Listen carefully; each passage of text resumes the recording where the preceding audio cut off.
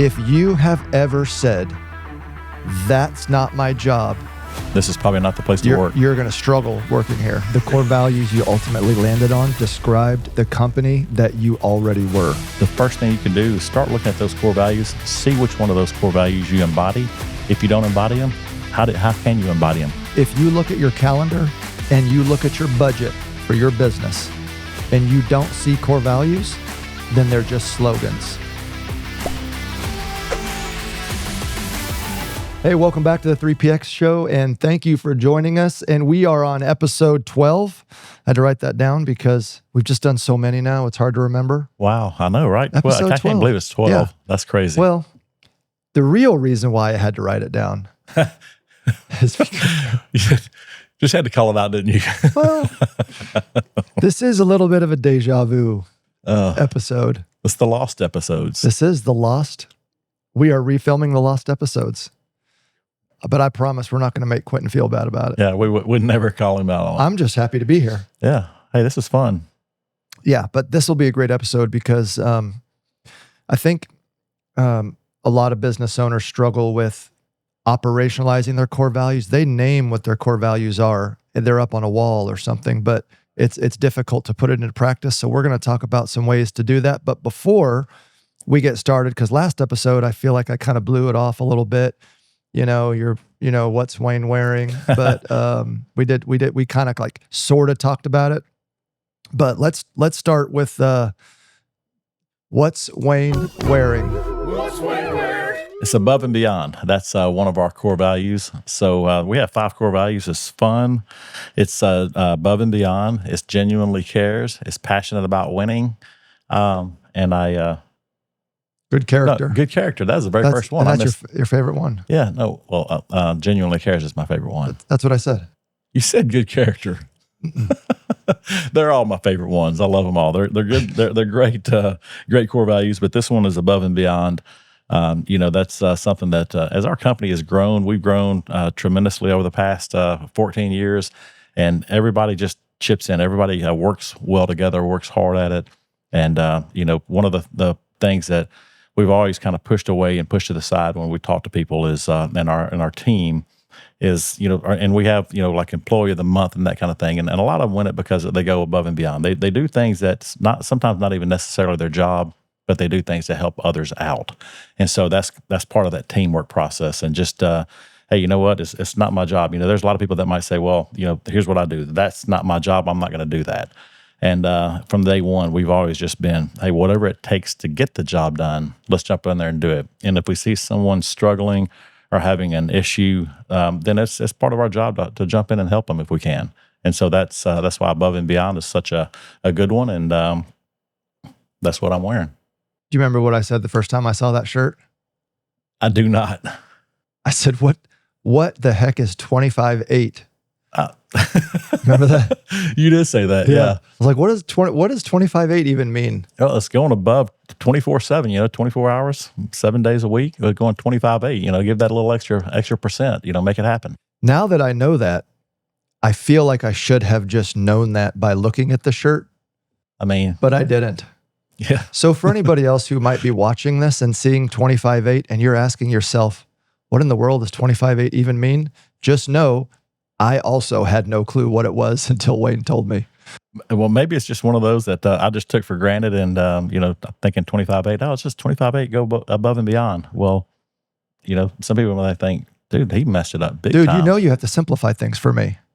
That's our lowest common denominator. Put the cookies on the bottom shelf, yes. Right? Break it down for me. So when you said above and beyond, one thing that it rings in my ears constantly when I hear this, because I've sat in so many interviews, especially the first couple of years, I sat in so many interviews with Patricia. Yeah. And she would always say in every single interview, if you have ever said, that's not my job, then above and beyond is not something that you can say that you do, basically. But she uses that in every single interview. Yeah. If you've ever said, that's not my job, this is probably not the place to work. You're going to struggle working here. Yeah. Because that's just not who we are. Yeah, that's good. So I'm glad she says that. Well, I don't know if she still does. I haven't been in an interview with her in a long time. Maybe I need to check in and sit in an interview with her again just to make sure she's still staying on top of things. What do you think? Patricia, this is a shout out to you because I love it because, when we got our core values and really laid it out, and Patricia started really doing all the interviews for HR, because Patricia started out as a bookkeeper. And then she helped me all the way through there. She's been here about 12 years. And so she's just really been a rock star. But as she's taken over the HR part of it, you're talking about someone that embodies that when we're inside of an interview. There's been times I've sat in there and not really had to say too much because when she starts talking about core values, she just gets super excited and just fired up about just discussing it and talking about who we are and how we work and everything. Just as passionate as I feel like I would talk about it. So I like that. So shout out to you, Patricia. This isn't in my notes. About half the stuff we talk about is never in the notes, I feel like. But just throw the notes away. I know, but our core focus is glorify God, grow people, change lives. Okay? And one thing that I've noticed, this is not just unique to here, it's really everywhere, but the longer someone works at a company, entitled is a bad word, but that's the only word I can think of, so hopefully nobody gets offended. But the longer someone works at a company, the more entitled they feel to opportunity, the more entitled they feel to a promotion, the more entitled they feel to this and that. And this is a shout out to Patricia, but also we have several other people in the organization that are like this. A couple other folks that come to mind are Dominic, who's our new sales manager. Shout out to Dominic. Austin Squires is somebody else that I'm thinking of. Casey Rushing, somebody else I'm thinking of. And there's probably a lot more. I should have not started like naming names. But you mentioned Patricia started out as a bookkeeper. Yeah.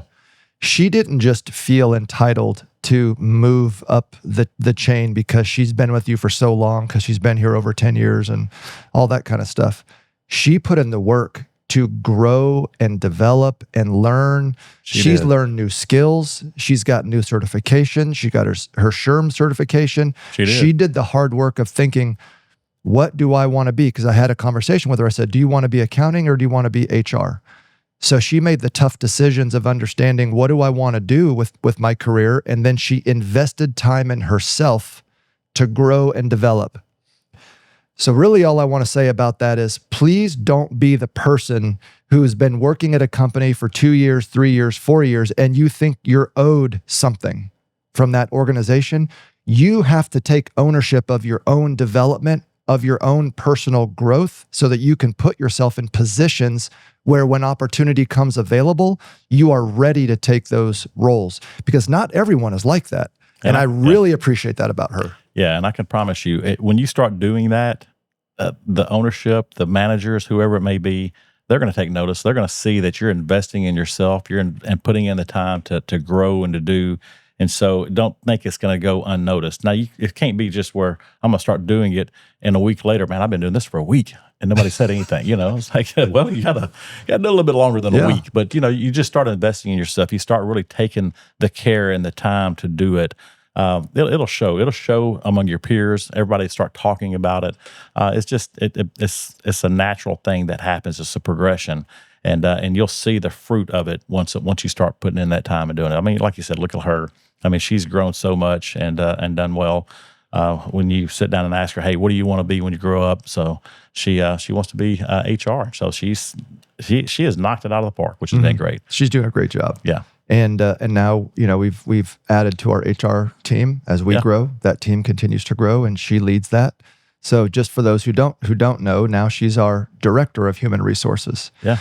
So and it wasn't just given. You literally stole the words out of my mouth. So now I can't say it, because then people will just think that I'm copying you. We'll just go ahead and say it anyway. You'll say it in a better way than I do. It was not just given to her. There you go. She earned every bit of it. She did. Like so many other folks around here. So, okay, let's rewind really, really quick before we get into operationalizing core values, so that they're not just a picture on a wall, words on a wall, words in a book, but you've got to start with understanding who you are. So take us back. I know we've told this story multiple episodes ago, but we like telling good stories. This is a good story, and this was where you crystallized the core values. Before I ever got here, you and the leadership team that you had at that point, you're starting the EOS journey. Justin is telling you, hey, you guys need core values, can't be pie in the sky type stuff. Walk us through how you established the core values for this organization. Yeah. So Justin was our EOS implementer, and he did such a fantastic job helping us through that journey because we had no idea how to really just start laying it out. But he took us through and had a big whiteboard up, and he says, "Hey, just start listing qualities, or not issues, but just qualities, things that you resonate with, and just throw out words, and I'm going to start writing them down." And each one of us, there's probably 5 or 6 of us in the room, and we just started throwing words out like good character, like fun, like passionate about winning, like it could be phrases, words, that kind of thing. And we probably had 100 words on the board. And then he took us to a process called keep, kill, and combine. And so, we go through every single word. Hey, do you want to keep it? Do we want to kill it? Does that not really resonate with everybody? Because, everybody had the words. And then or combine this word with this other word. And so we went through that process, and we took about 100 words and knocked it down to, say, 30 or 40 words. And he said, listen, you can have however many core values you want to have, but it says you don't want to have too many of them, but, probably 5 to 7 is probably ideal. 5, the fewer, the better. So 5 would be optimum.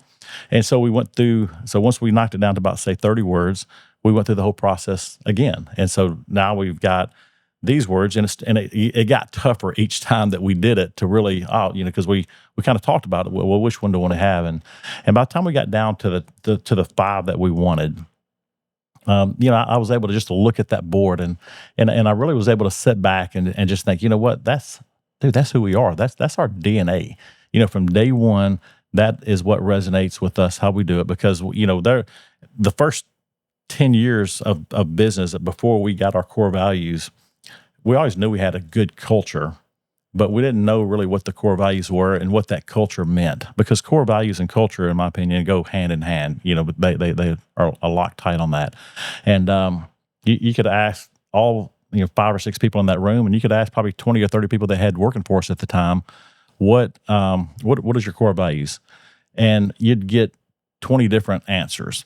Well, now we've got 20 different people that have one answer, and they're all the same answer because everybody knows what our core values are now, and they do it. And it's and I think it embodies everybody, and embodies the spirit of the company. But that's our DNA, that's our blood type in this company. So when you think of a person, you think of a business, it's kind of the same, because really, if you have a good, thriving business, it's got its own DNA, it's got its own way, and you grow it, you nurture it, and it just grows and matures and that kind of thing. And that's kind of where we are with our company. And, if you stop trying to grow it, well, then you stop feeding it, it'll starve and it'll die. I mean, it's kind of the same thing with life and stuff. But that's how we did it. But really, after we sat down and laid those out, it really changed our whole perception and how we did it, because at that point we were very aligned with what our core values were and knew what the culture meant a lot more.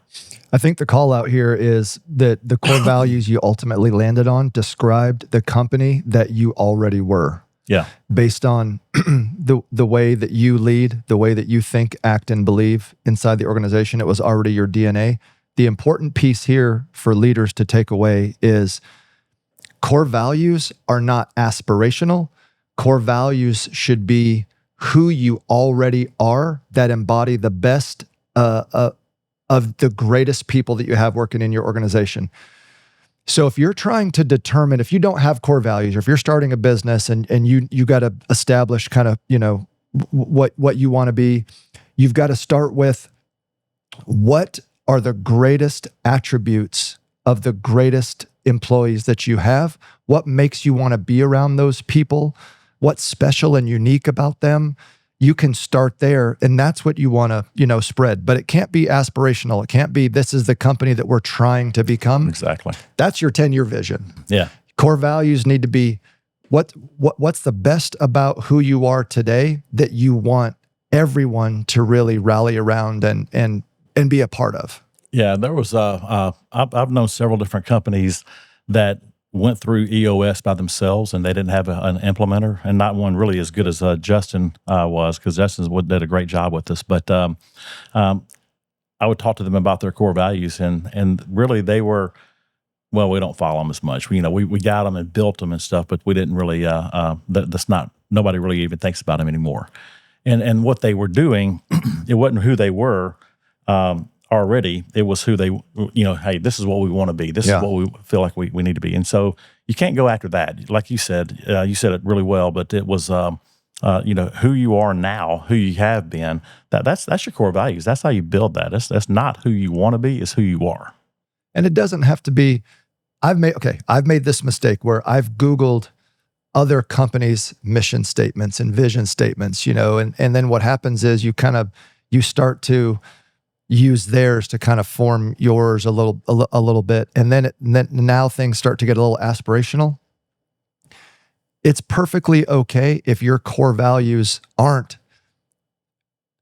people related, if that's not who you are. If you're not to stereotype technology companies here, but if you're a technology company and the greatest things about your organization and your people are innovation, fail fast, learn quickly, stuff like that. There's nothing wrong with that being your core values. If you as the organizational leader are saying these are the things that are what make our company great because our greatest people display these values, then own that, embrace that. Mm-hmm. Don't be fake. Yeah. Don't put passionate about winning if you're really not passionate about winning. Don't put genuinely cares if that's not really who you are, because when we start talking about operationalizing those core values, you are going to struggle operationalizing core values that are genuinely not already inherent in who you are and in who the best people in your organization are. Exactly. Yeah, I agree with that. So, okay. One of the things that we changed relatively early on when I got here is I recognized that the core values that Wayne and the team established were definitely embedded in the DNA, the culture. But what I knew was we were growing so fast, and since I've been here, we've almost tripled our employee headcount. Yeah, I knew that we would be hiring people from outside the organization, both into entry-level positions and also leadership roles, who had never been experienced or exposed to core values like this, and who really understood what it meant to anchor core values and lead from core values and core focus. Right. So one thing that we started doing was we had to translate what core values look like inside the business every day. And one way we did that was when you started doing the state of the company addresses, you didn't just talk about core values, you started giving examples of what they look like. And I was hoping you could just talk about that for a minute.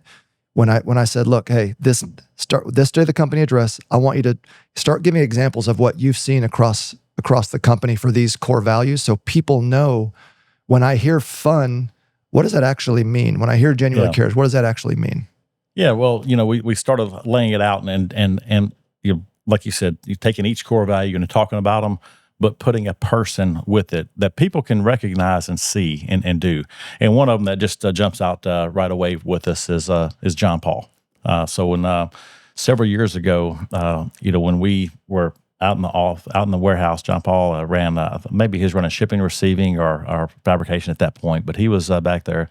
Truck driver came in, dropping some stuff off. And as everyone probably knows, our company is a company of faith. And so we love the Lord, and we give God the glory. That's why he's in our core focus as well, that we mentioned earlier. And the truck driver came in, and they just started having a conversation while they were unloading the truck. And anyway, John Paul led this truck driver to the Lord, and left here and took him down over here. We got a lake not too far from us. Took him down to the lake and actually baptized him, just right there on the spot. And that was part of the genuinely cares, because to me, I look at that as it's not only caring about the people that we have here at this company, but it's caring about our community, and it's caring about people in general in the world and that kind of thing. And how can we help serve and do that? But when I think of somebody that embodies the genuinely cares, I mentioned John Paul right off the bat. That's one of the main ones right there. And we've got so many people, just about everyone that comes and is gets the Above and Beyond award when we do that each month, and because that's really probably one of the bigger ones. We have so many people that whoever that person is, more than likely is winning because hey, they displayed just such number one great character, but they also just displayed that they helped. Here's a project that we had to get across the finish line, and they could have done it in the 8 hours, but instead they stayed later. They did this, or they jumped in and helped this person, or done that kind of thing. Above and Beyond. You right now, the one that comes to mind instantly would be like an Austin Squires, or Trevin. Those guys have just jumped in as we're redoing the website, and they have just gone above and beyond and just knocked it out of the park. I should have mentioned Trevin's name. He didn't pop in my head, but he's one that's since he started has grown. Oh gosh, can you imagine and bounds? You remember when he came in? Absolutely, I do. I thought he was just a young kid, and he was young. Honestly, he still is a young kid in my opinion. But he's married now. He's married now. Congratulations, yeah, that's right. Congratulations to Trevin and Lyric. Maybe Trevin. I think he got held up yesterday and didn't make it back, but he's back today. Yep. So, I mean, thank God. He's a young man. He's married, and we missed you, Trevin. So glad that you're back from your honeymoon. Hopefully, it's fantastic. But I mean, those guys right there they've been the catalyst of helping get this across the finish line. Yeah. So I think the key takeaway here is don't assume because you've got core values on a wall or you've got them written down that people really understand what does that look like working day to day. Yeah, I'll give you one more thing too. So when you start thinking about it, earlier we talked about, if you're someone that, because you feel like you got a little bit of an entitlement and you've been here for a few years and, I should be the person to get this next spot, or I should, whatever it may be that you should advance just because you've got longevity or something like that. The first thing you can do is start looking at those core values, see which one of those core values you embody. If you don't embody them, how can you embody them? Because if the core values are really, really important to a company, then those are the things that you can do to grow yourself. That's one way that you can for sure grow yourself and advance in a company is if you embody the core values and you just bleed them big time and they become part of your DNA as well. Now, this is going to sound cliche, but it's 100% true. And that is, the better your core values are anchored in the organization, I promise you, the better the organization is going to perform because all of your people are on the same page. They're acting, thinking, and believing the same things. They're going to be communicating well together. They're going to be aligned on goals and vision. Performance 100% translates to one-for-one correlation to the strength of your core values in your organization. So don't think that because we actually spend time on core values and we spend time teaching core values and we have some other leadership traits that we specifically teach and focus on related to core values called the Great Eight. But we invest time, money into our core values not just because it's the right thing to do, but selfishly because I know that is going to drive business performance.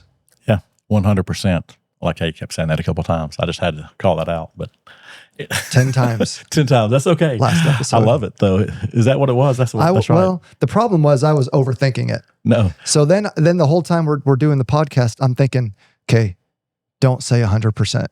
I had to be consciously aware of it. Then finally, I'm like, you know what? Forget it. Forget it. Yeah, we got to say it. I mean, if it's 100%. true, right? But that's good stuff. So, translating core values into specific behaviors, and then the next thing, we've talked about this before too, but in the context of this episode, operationalizing core values. Core values have to be in your hiring and your onboarding. Yeah, it's the first thing we talk about. So we mentioned Patricia before, and now that baton has been passed to our talent acquisition team. Yeah. Joseph, who came on as our talent acquisition partner, and now he's transitioning into more of an HR generalist kind of role, and we're looking at another talent acquisition partner. But whoever owns talent acquisition, the first conversation they have with someone is the core value conversation.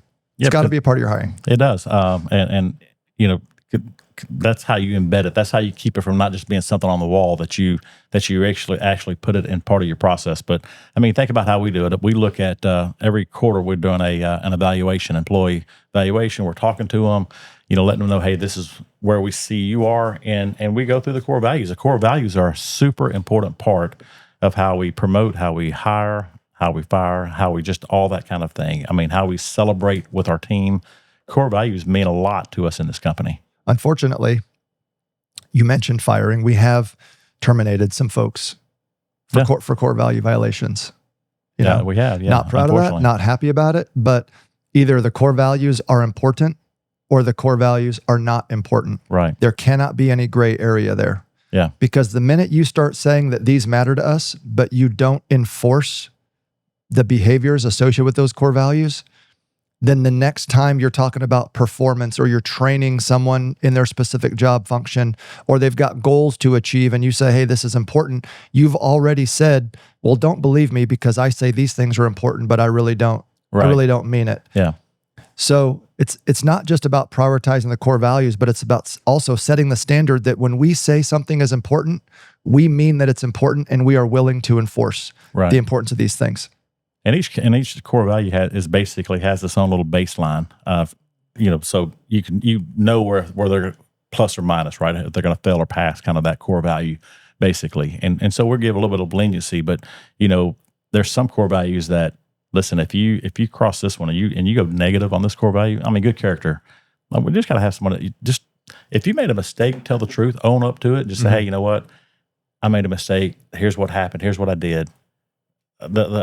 It's going to come out totally different if you do that. But if you try to hide it, push it under the rug, or deny it, or just whatever it may be, then that's the part that can really get you, because at that point there becomes a trust issue, and so those are super, super important for us. I mean, we gotta honor them. That leads me to the next one, because we do use scorecards, and you mentioned it. So why don't you talk about that for a minute? Talk about the plus, minus, and minus, because every quarter we do sit down face to face with our team members and look them in the eye and score them on our core values. And you got to be 100% transparent. You got to be honest with them and look at it. And as you're sitting there and you're doing it, beforehand, you got to say, okay, good character.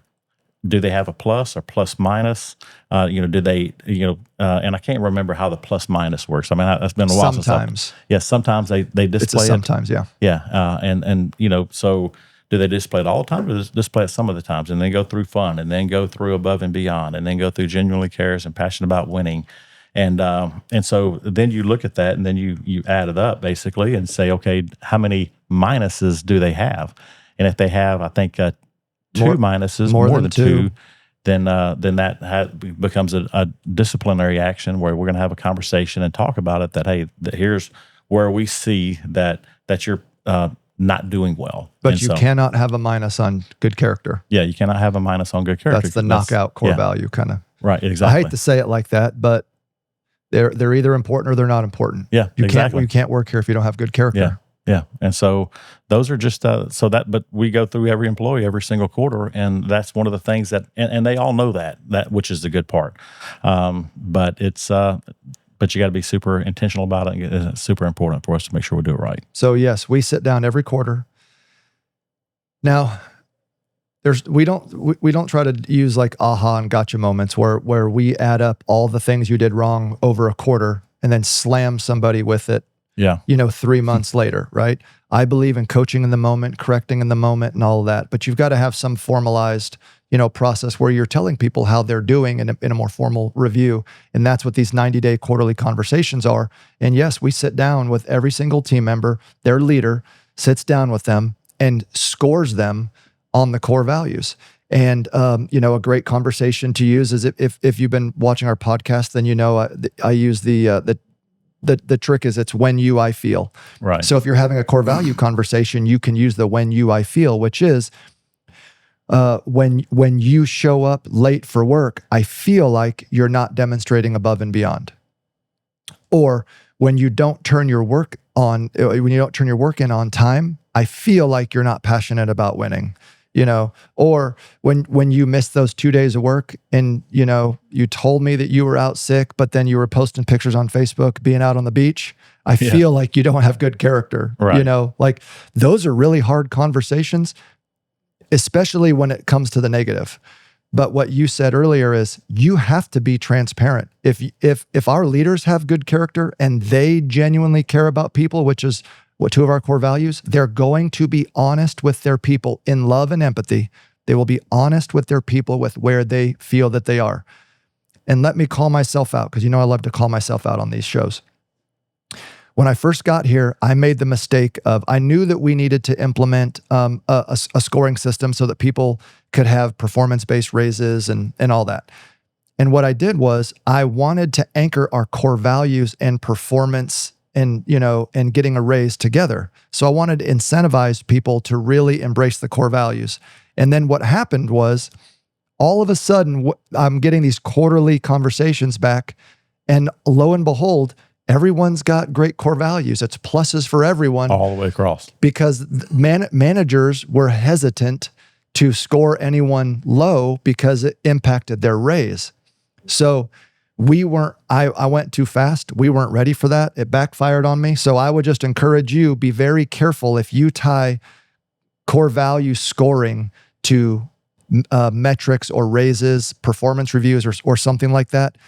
The core value scoring really just needs to be about having an honest conversation. Now, since we've made that change, we get very honest feedback on the quarterly conversations. So, I made the mistake, we fixed it, and we're in a much better space now with our quarterly conversations, where you can have an honest conversation with a team member, good or bad, and it doesn't impact whether they get a raise or not. So leaders are much more empowered now to just be open and honest with team members out of love and compassion for them to improve and get better. Yeah. So, we just got back from Coronado Beach, where we're out there this past week as part of a board meeting out there, and we got to go and see the Navy SEALs train at Bud's, which is just a really, really cool experience. But, when they're out there and they're doing their training, one of the things that they do is they're doing the boat. And so, you and I couldn't do the boat because that would be just a little tricky. It'd be great for me, but it'd be bad for you. They try to pair everybody by height. And so with your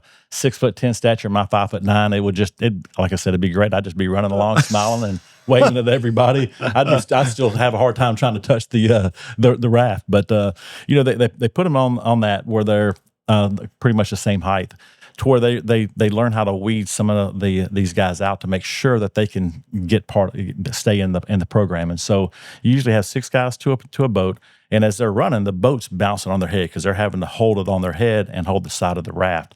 And what they find is they find some guys that are kind of dunking a little bit and trying to not have it hit their head or whatever too hard, because it hurts. It's kind of a painful process. And so if you have one person that's doing that, then all the pressure's on the other 5. Well, when you have 2 or 3 doing it, now all of a sudden all the load of that whole boat is on just a few that's trying to get it through. And so makes it extremely difficult on those guys. And so what they do is, out of those 6 guys, they'll rate each other anonymously. But the instructors know by when they do that rating who it is. So the instructors know, but each other don't know how they rate another person. And so it gives the instructors an opportunity to see who's doing what and how they're doing it, and to make sure that, hey, let's start having those corrective actions, or they're going to start watching to see if the other people are pulling their weight. Because that goes back to a good character. That goes back to, hey, how good of a teammate am I going to be?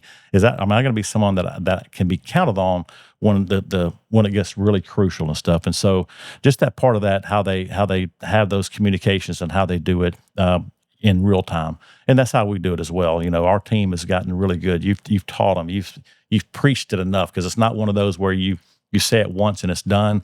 It's a constant preach. It's a constant talk about it. Hey, we got to do this. We got to do this. And so the leadership team that we have now, they know that they've got to do that they've got to have those conversations. And that's why you see our team having one-on-ones with Patricia during the time, talking about, hey, how are my employees doing? What's going on with that part of it? And having those conversations real time instead of waiting 6 months. I think we do a great job that we do it every 90 days and have those conversations. But they're having those conversations throughout. We're just doing the results where we're seeing how they match up against the core values every 90 days. A lot of companies wait 6 months and wait a year. And if it's almost October right now and they're talking about something that happened back in March, that does absolutely no good at that point. So yeah, it's not fair to have a conversation with someone like that based on something they did 3 months ago, 6 months ago. Yeah, it's not fair to them for sure. So as we get close to wrapping, one thing I want to call out is core values, culture, things like that. They're easy to lose if you're not focused on it every single day. I've told this story too, but last year in the first quarter, we had we set a budget for the year. We set a budget for the first 6 months. We set a budget for the quarter. We set a budget monthly. We have budgets daily, actually. And after the first month of the year, January went by, we were way behind on the budget. Now, granted, we were way up year over year. We were growing like a weed, but we had set goals that were simply too aggressive.